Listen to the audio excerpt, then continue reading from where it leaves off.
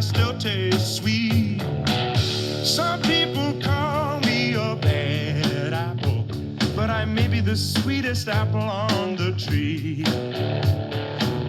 I've got All the right. notion to tell you about my history. People, If you couldn't tell, it's hot out. It's hot. I've got the notion to tell you about Yes, back at it. We're back. So, welcome back to Between Two Rows, where we tackle questions by you, the viewer, one sip at a time, underneath the orchard canopy. And as our name suggests, we are again between two rows of apples. One is Gala, one is Ambrosia. And with that, I think we're gonna crack open the Yeah, cider. let's get it going. Okay, so this episode we are drinking Eden's Apple, and this is from Heritage Estates Winery in Barrie. This one in particular is the strawberry craft cider. It's kind of suiting. It's August. Strawberries are being picked. This is a nice mix.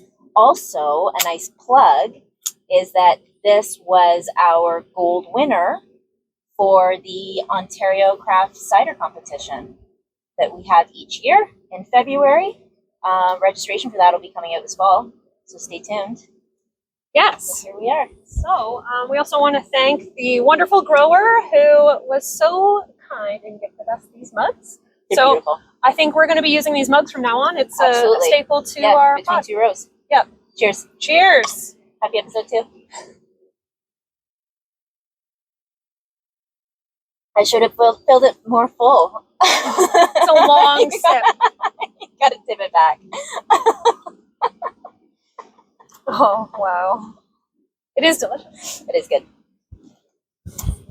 So I think first and foremost, yes, the joys of being in the orchard is that the work doesn't stop.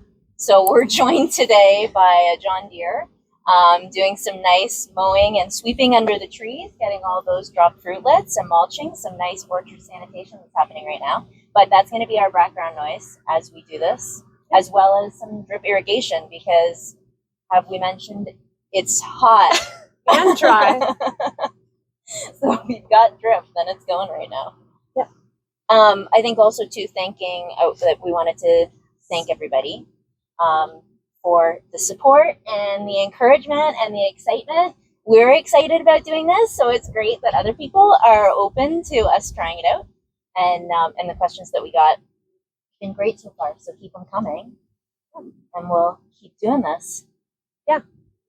So I was just going to say, keep commenting and adding your questions. Maybe don't put a topic and maybe put forward a specific question about a topic. Yeah. Let's get really specific with our questions. Yes. So there are lots of general topics that we can cover for sure.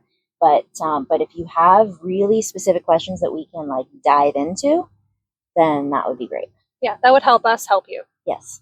Yeah. Help us help you. Yeah. Anyway. Okay. So because I so graciously, thank you, started last month. Okay. You can go Kick first. things off. I also feel like we didn't introduce ourselves. Oh my gosh. We're so good at this. It's because we've already done this before, so We're we pros. don't need to introduce ourselves. We expect that you know who we are. Okay. So sitting beside me is the always wonderful Erica DeBrouwer. Oh, thank you. So cute. Sitting beside me is the amazing Christy, the little apple. As you can tell. It's so suiting. Love it. Okay, so I'll kick things off. Okay. So the topic today that I wanted to talk about is a specific pest. It's one, I'm gonna have you guess. This is gonna be a fun game. It's one that's pretty tricky to manage. It's something that can at times really catch a grower off guard. And dare I say, it can really pull the wool over your eyes. Any guesses? I mean, I already know what it is.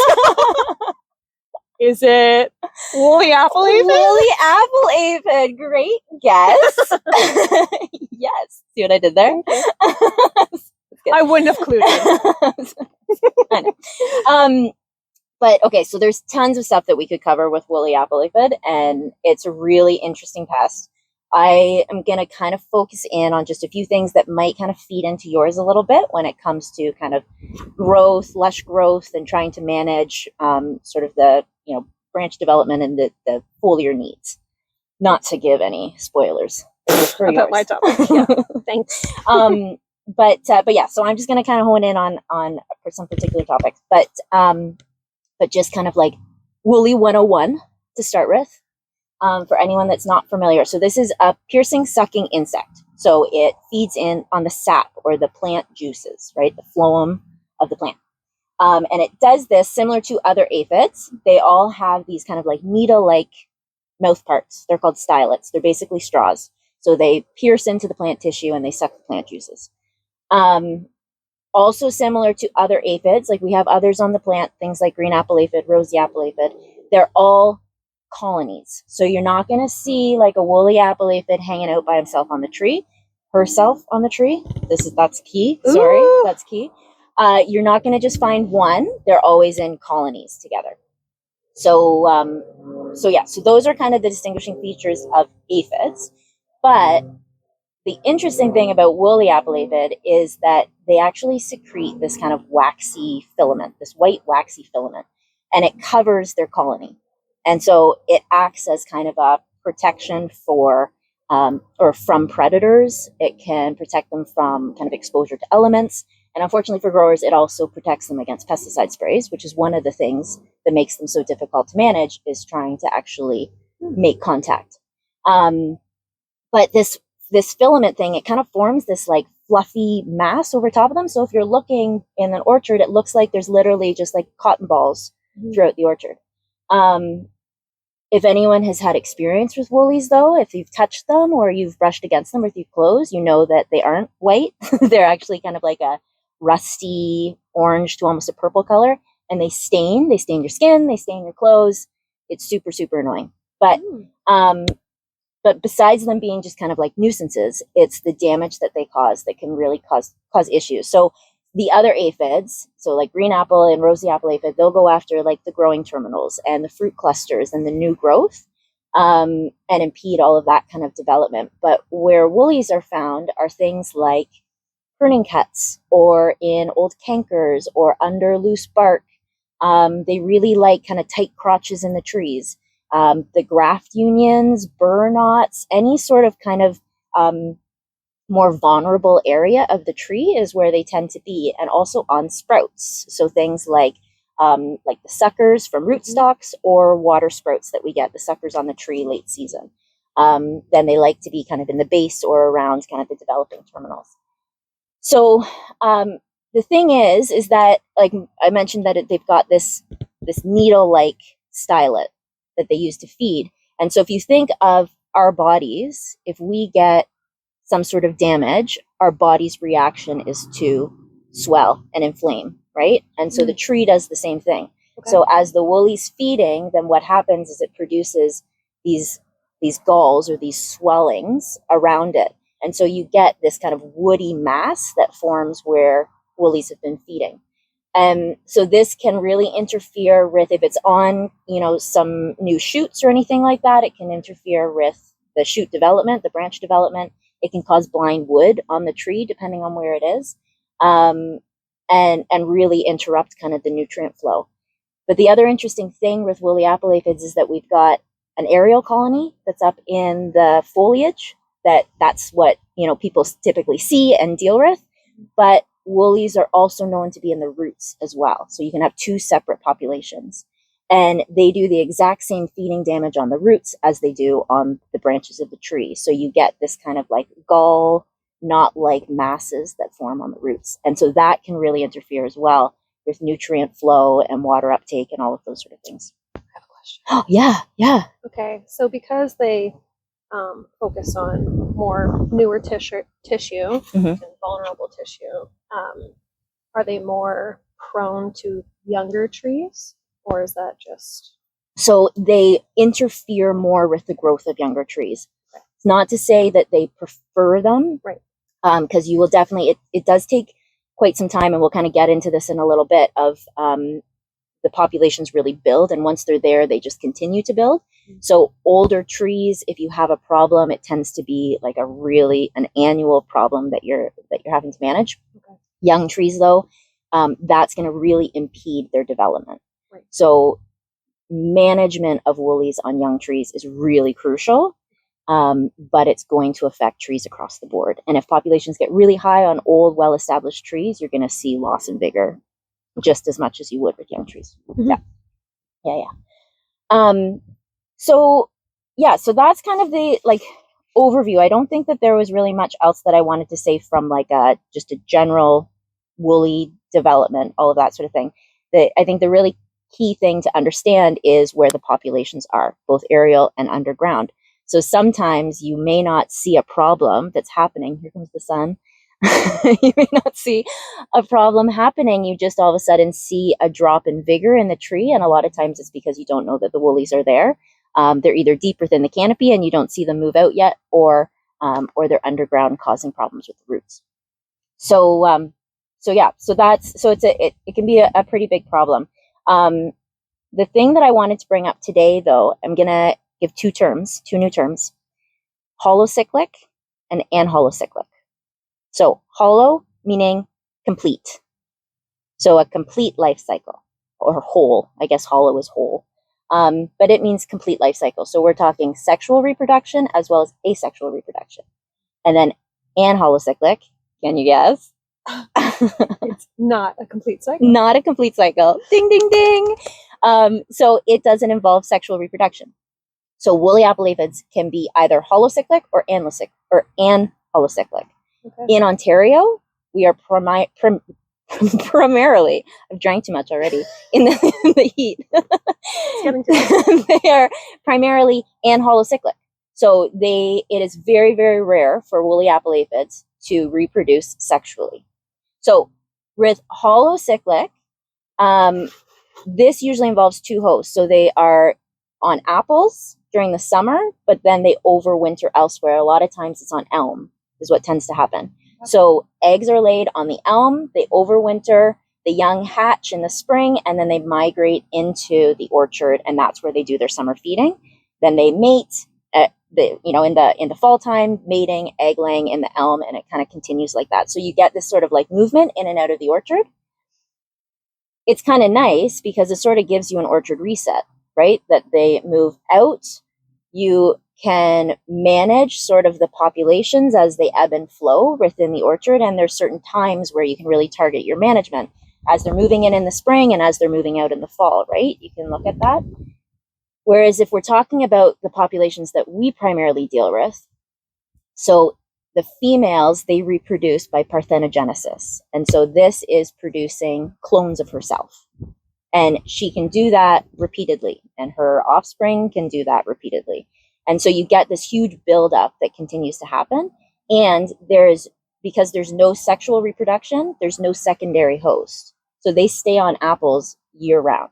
So you're always getting that population continuing, which makes it tricky because what it means is that what you're dealing with this year is the carryover that you're going to get next year. So you're always building up on the pressures that you have. There's no sort of, relief that you can get. And so it also means that management is season long. So rather than thinking about targeting kind of that migration in the early spring, you're thinking about you start that control in, kind of May, June time when activity picks up. And then that continues. Their activity is going to continue all through the year, and the nymphs overwinter on the apple. So that's why in the winter, if you kind of slough off some of the bark, sometimes you can find those immature woolies that are underneath overwintering. So the anholocyclic, yeah, they're found also in the canopy and in the roots. Yes, they're both. Okay. Yeah. So that, and then again, they just kind of continue to reproduce throughout the year as long as the conditions are right. So why that's important is for a couple of things. Thinking about the fact that you do have to deal with it season long, then it kind of goes against management of woolly apple aphids, kind of goes against all of our typical recommendations for pest management, for insect pest management, in that it's more of a reactive control that we have. You're monitoring for the pest, you're looking for the presence of it, you're timing the right life stage, all of those sort of things. When it comes to woolies, you often don't see it until they've moved out into the outer canopy. But that's been months that they've been active on the trunk, in the roots, moving through the inner canopy, all of that sort of thing. You just haven't seen them. And so by the time you see them in the outer canopy in that kind of July, August timing, it's really difficult because they've got those big fluffy masses. It's really difficult to manage them. So management of woolly apple aphid is really preventative. So you're putting it on before you see them, knowing that you've had a problem in the past. So again, because you've got the populations building this year, you know they're going to carry over into next year. So you're preparing yourself for, if you've seen them this year, then come the springtime, come petal fall timing, that kind of late petal fall and into your first covers, that's when you're starting to think about woolly controls, not waiting until you start to see them, because then it's too late. So the management program is really important, and also thinking with that too from a resistance standpoint. Because the thing is, with sexual reproduction, you're continually introducing new genetic diversity, right? And so you're getting kind of this, a nice, diverse population. Yes, there is absolutely the chance of resistance being introduced just through natural mutation, and that's just the way that it is. But if you think about asexual reproduction, well, it does take time for resistance to happen, because again, that would have to happen through just natural mutation. If it does happen, that resistance is going to spread like wildfire, because it's the same identical genetics for each offspring, right? I'm just going to say, I don't know if spreading like wildfire is a metaphor you want to use right now. Oh, too soon, isn't it? Sorry, guys. Okay, sorry about that. You're right. It's going to, they're going to, I don't know. Spread like wildfire. Okay. Just had to call you out on it. So anyway, so yes, so resistance can be a big issue in these populations. If you're hitting it with the same insecticide all the time, that risk of, once you get resistance, you've got it throughout the whole population, is going to be really hard with our Ontario populations. So the management side is really important. The other thing to think about is the importance of, like, when it comes to the critical factors to consider with anholocyclic populations, is the importance of winter survival, right? So if we have a really mild winter, then chances are you're going to get more survivorship. And so you're going to continue to see those populations in the high pressures right out of the gate in the spring.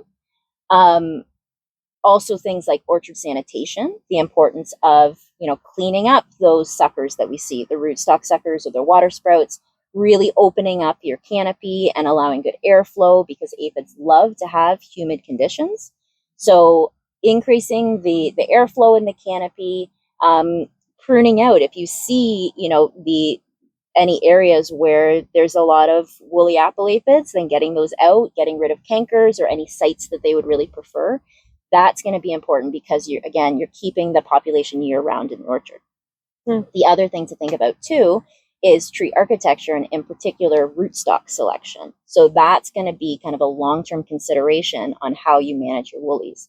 So there are some rootstocks that are more resistant to the root-based populations than others. So something like some out of the Geneva series, so like a G41 is known to be resistant to woolly apple aphid, whereas a lot of our Malling series, M9, M26, those tend to be quite susceptible to woolly apple aphid. And if you get the really established root colony, then they're really prone to having tree collapse or reduced vigor because of that. So you're, considering your long-term growth and development in the orchard, that's going to go a long way to how we manage our woolly populations. So that's pretty well it. I would be, I wouldn't feel right walking away not talking about management to some extent. I'm not going to delve into it too much, but because these woolies are season long, because they're affecting multiple parts of the tree, then when we use a non-systemic insecticide, one that's more just a foliar or a contact insecticide, yes, you will get you will get kill on contact, but that's not going to go a long way and be very sustainable for managing this population long term. So having a systemic product that will be taken up to the tree, that can go to the roots potentially if you've got those root pressures, that's going to be key, because woolies are a very persistent population. So thinking about a systemic insecticide for its control. The other thing too, not from a spray side, but something to consider is kind of your habitat within the orchard, because there has been really, really great research that's come out that's looked at just how extensive our natural enemy populations are for woolly apple aphids. So in particular, things like some of our parasitoids. There's one in particular that's really common in the orchard that we can really help to promote.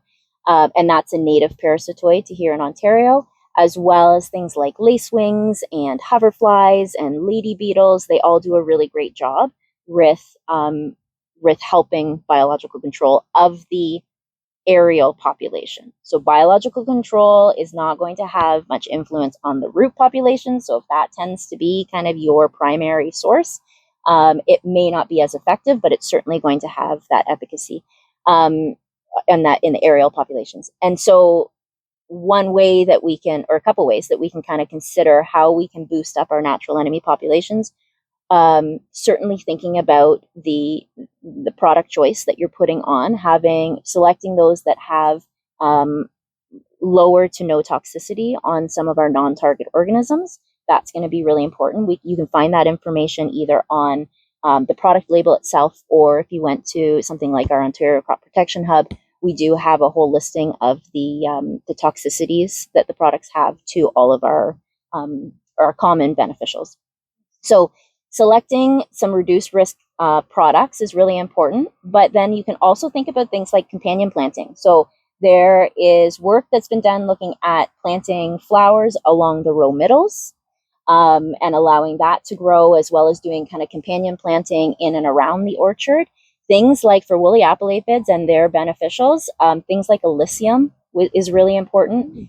Sweet Alyssum, or things like buckwheat, dill or coriander, these can all really help to enhance the beneficials that are going to target woolly apple aphid. So thinking about, how you can kind of increase your landscape diversity to try and offset some of the pressure, again, because this is a long-term issue. Then pulling in, kind of getting your help from all of our natural enemies is always of benefit. Nice. So that's my woolly chat for today. That's good. I hope, it's like there's so much to cover with it and so much to consider from a management standpoint. I think starting off first with understanding the biology of it and how this pest actually interacts with an orchard system, I think is really important first step to then management. But if there's particular questions, then I think putting them in the comments or hitting us up with any messages or emails or whatever with follow-up questions, always happy to answer those in the comments or do any sort of follow-up information. Nice. Yeah, I learned a lot. Yeah. I mean, I know nothing about insects, so doesn't take much. That's why you're here, right? Yes, I'm here to learn. So, anyway, if you want to watch the fern, make sure our baby doesn't. Yeah. Oh my God, that's again. scary, eh? Okay. It's wind. Although I want this wind. I'll take the wind. All right. Well, thanks. Yeah. What do you got? What do I got? Not a lot. No, just kidding. That's not true. So I had a very specific question. So thank you to the audience member who brought this forward. So my question is, how can wrong nutrient timings and applications affect fruit set for the next season? So it's a very, very descriptive question, which is really good. But to answer it, I also want to do some background. Yeah. Just because there is a lot that goes into nutrients, and all trees are different, which is super fun. So yeah, I'm going to be using my notebook probably a bit more than Christy. But as usual, I guess. It just comes with experience. So yeah, just to put out a little disclaimer. Mm-hmm.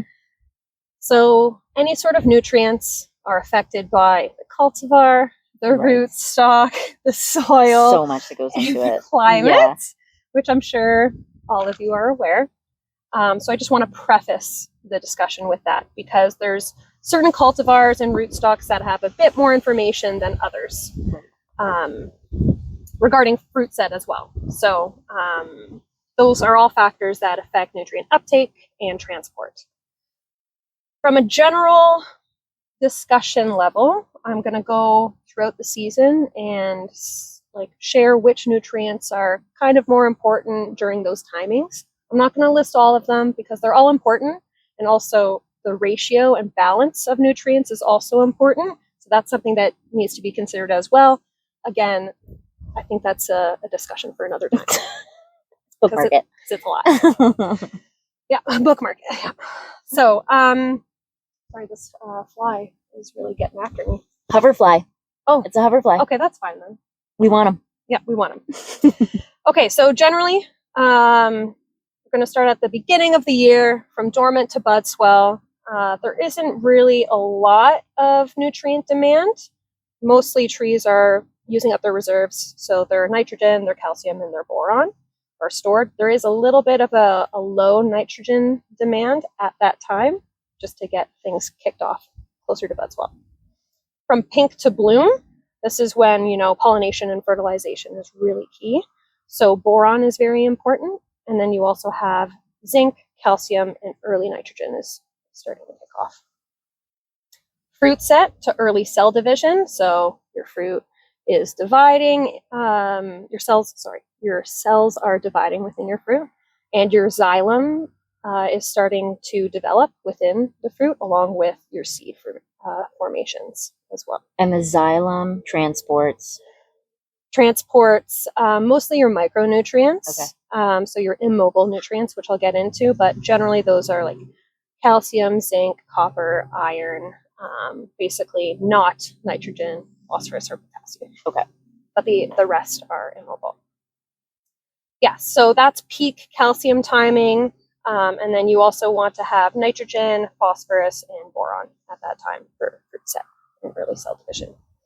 Cell expansion, you want, that's mostly related to sugar transport, photosynthesis, and fruit size. So you want a very high level of potassium is demanded at that time. Your calcium kind of slows down a little, and then your magnesium is important at that time as well. I guess I should have stated as well, fruit set to early cell division is 0 to 4 weeks after bloom, whereas your cell expansion is 4 to 10 weeks after bloom, which is why the timing is a bit different based on your cultivar. And again, this is a general overview. It's not specific to each cultivar. And you're saying fruit set for next year's fruit. Correct. But the expansion, or sorry, what Cell did you say? expansion. Cell expansion is for the This year. developing fruit. Yes. So it first puts the nutrients into next year's fruit. They kind of do overlap a little. Okay. But yes. Yeah. Okay. And then it switches over to then. Yeah. Your fruit initiation, depending again on the cultivar, will change. I think that I spoke to that a little bit last episode.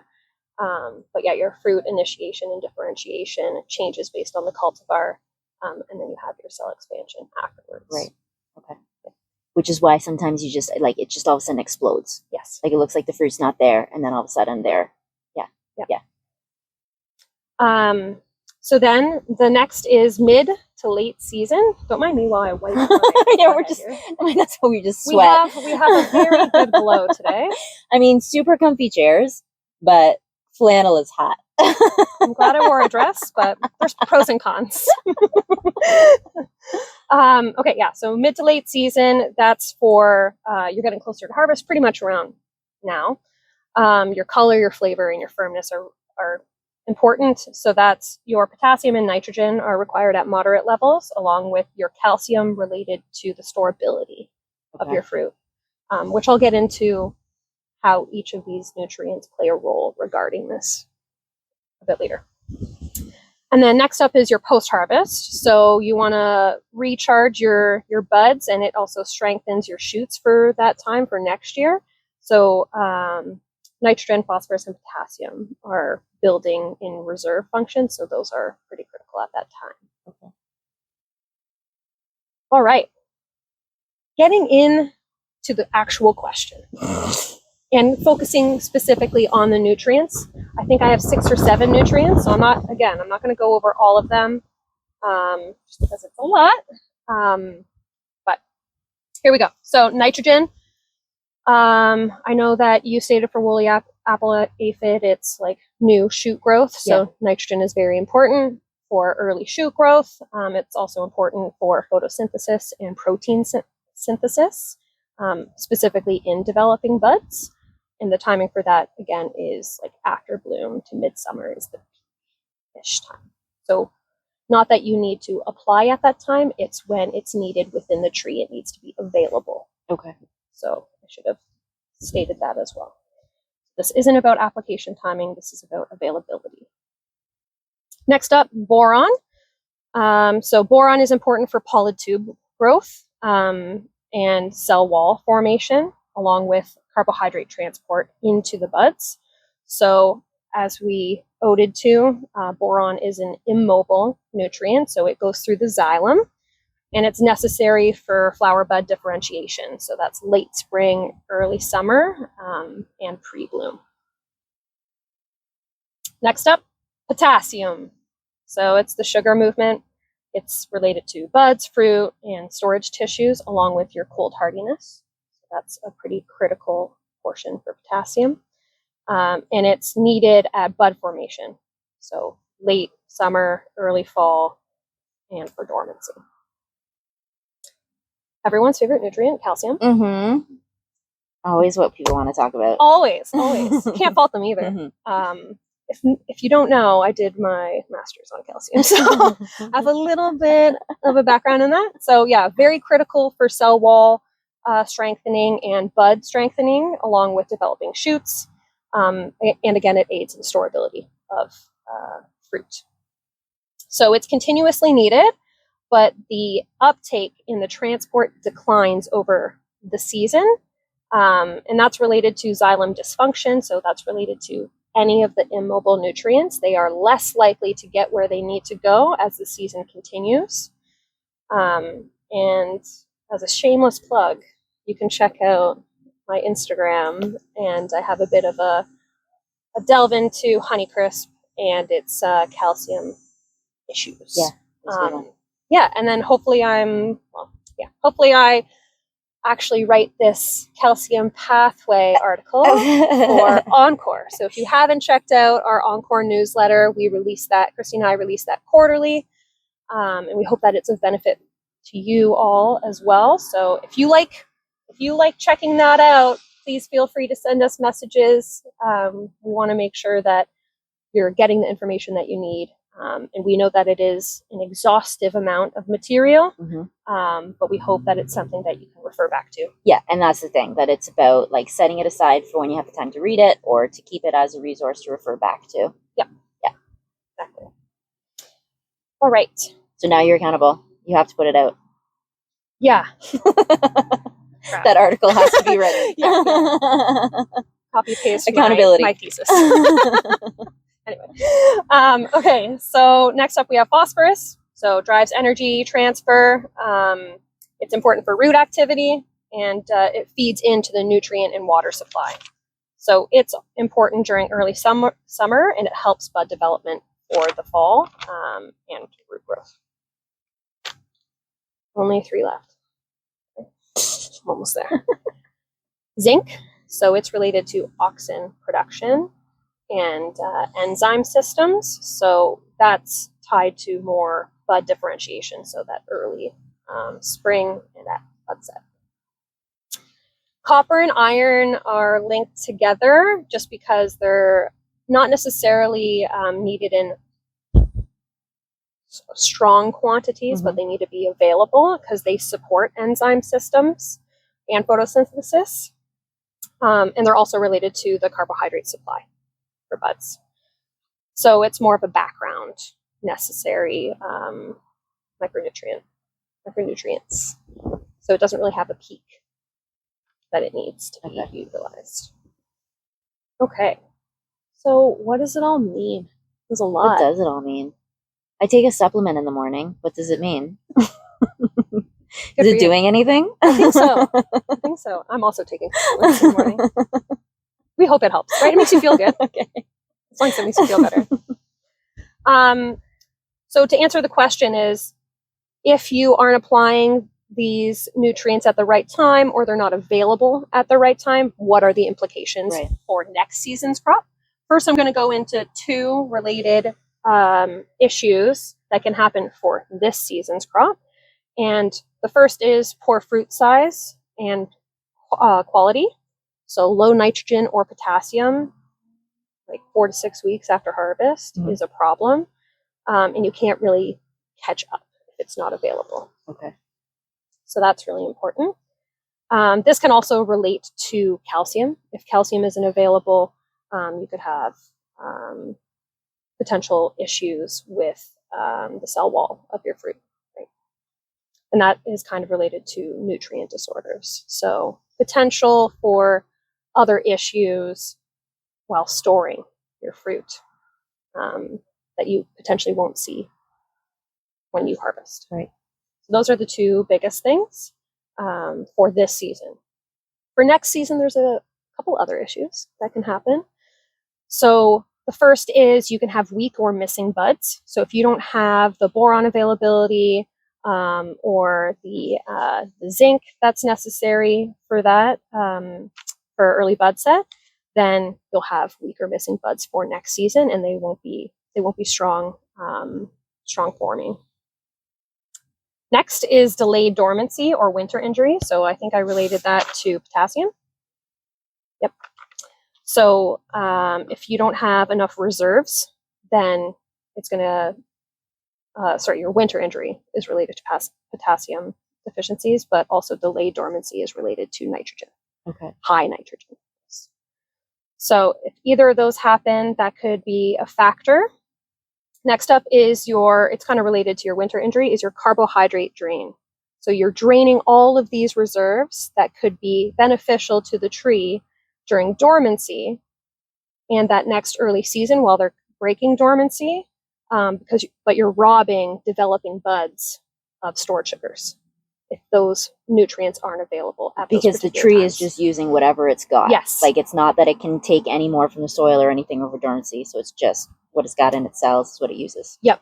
It's storing during that like late summer, early fall, prepping for dormancy. So whatever is available then, that's what you have going in to dormancy. Yep. And then the last one is hormonal disruption. So if you are applying a nutrient at an incorrect time or your balances are kind of not where they should be, it could signal different physiological things to happen. So as I mentioned, if you have high nitrogen, you're going to increase your vegetative growth. Well, if you have that late in the season, it affects your gibberellins, which I mentioned last episode. Call back. Woohoo! And then it kind of overtakes your floral initiation. So it's going to put all of its energy into these new shoots rather than forming these new like floral buds for next season. Right. Affects your gibberellins. So that's it. Okay. In a very, very strong nutshell. Yeah. So my question then is, how do you figure out when and how much you need? I know. Testing. Okay. So there's a few different tests that can be done. I know that some growers are doing your soil samples or your leaf samples. So I think I mentioned this in a presentation a bit ago. Foliar applications are very, very good when you need them quick and they need to be uptaken to wherever they're needed within the tree. Mm-hmm. Ultimately, you want to make sure that your soil is correct for long term. Right. So your soil samples are important. Make sure you're in the proper ranges for any sort of nutrients. And then foliar is sort of benefiting that crop right now. Not to say that it's not important, but it is not a long-term solution. Mhm. Granted, as I mentioned, the xylem does slow down throughout the season. So calcium specific to Honeycrisp, it can help, but there's a lot of research suggesting that it's very hit and miss depending on the season. Yeah. And the xylem dysfunction isn't always consistent. So super fun. Right. Right. So test your leaves, test your soil. I don't believe we have the fruit peel sap analysis available, but I know there are some growers that are doing fruitlet sampling early in the season. Okay. So if you can, you're more than welcome to do that as long as you are comfortable with the ranges and where you're getting that information from. Because I don't believe that Omafra has fruit nutrient levels at certain stages Right. for cultivars. Okay. But we do That have it's soil still- and leaf. Yeah. Yeah. Yeah. Nice. Yeah. All right. It's a All lot. right, so try and figure that out. I know. Like I said, I just take a supplement in the morning and I hope for the best. So I think that's good luck. I think that's what I would do if I had trees. Like throw a supplement at it. Should be good. It's good though to know the different times that it's true that it's not, you don't need boron all year long. It's what it's used for, and so why you would be putting that on at a particular time. Yeah, and just making sure that it's available. Yeah. At that time. So depending on how you're applying it is a big thing. Also, what product you're using. Right. We both know about. Yeah. Any sort of uptake is very different based on whether it's foliar, soil, the type of material that's being used. Right. So, yeah. Super fun. Nicely done. So, answered one question, probably have many more. Yeah. What has that spurred? Leave it in the comments. Yes, exactly. Lots of nutrient discussion. So, It's great. Well, okay, so then thanks again for submitting questions, and have at it with more, something that's come up from what we've talked about or something that's completely different that you want us to try and tackle and ramble about. We'll see what we can do. yeah, we're really thankful for everyone that continues to support us, Mhm. and we're hoping to support you as well. Yep. So help us help you. 100%. And yeah, we'll see what we can do. Great. So thanks for joining Between Two Rows, where Answers grow on trees. Cheers. Some people